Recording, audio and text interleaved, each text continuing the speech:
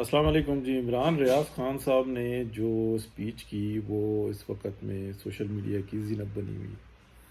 اچھا، اب کچھ عرصہ پہلے، مہینہ بھی نہیں ہوا ہوگا، چودھری غلام حسین صاحب نے کچھ اسی طرح کی بات کی تھی کہ میں اور جنرل باجوہ اور کچھ لوگ اور بھی بیٹھے ہوئے تھے اور ایسی ایسی ہمیں بات بتائی اور یہ بالکل اچھا اس کے اوپر بڑا جناب مذاق اڑایا گیا، بڑا مذاق اڑایا گیا۔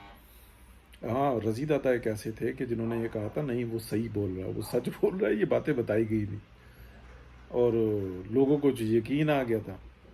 ایسا یہی بات جو نا عمران ریاض خان کہہ رہا ہے، میں جنگ کے لیے نکل آیا۔ بہرحال وہ مفادات جو تھے، جو 1,00,000 اختلافات کر سکتے، لیکن دونوں کی باتوں میں نا فرق نہیں ہے۔ اور جو دیگر جو لوگ ملتے ہیں نا وہ بھی یہی بات بتاتے کہ وہ یقین کی حد تک اس جھوٹ پر جو انسان چل رہے تھے جو کہ بت ٹوٹ گیا، تو کوئی شک نہیں۔ بہرحال جو صحافی ہوتے ہیں بعض وہ پکڑ لیتے ہیں چیزوں کو، اپنے مفادات تھے نا، یہ بالکل آپ سمجھ لیں کہ ایسے ہی طالبان بھی ایسے ہی روتے ہیں کہ یار ہمارے ساتھ یہ وعدے کیے اور یہ سب کچھ ہوا اور بعد میں پھر گئے۔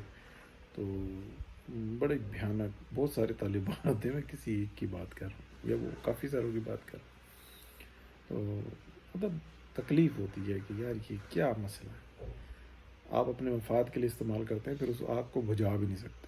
اب گئے ہیں پھنس، اب بڑے برے گئے ہیں پھنس، کیا نقصان اٹھائیں گے؟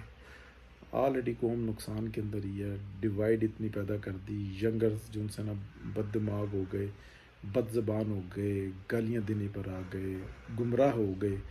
پاکستان کو جو بنانے والے جو محسن ہیں ان کو گالیاں دے رہے ہوتے ہیں، انے واہ گالیاں دے رہے ہوتے ہیں۔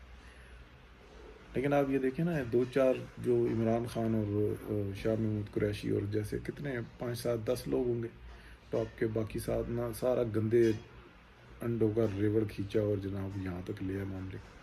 بڑے افسوس کی بات ہے، یہ تجربہ جو ہے نا کافی مہنگا پڑا قوم کو۔ اللہ رحم کرے جی۔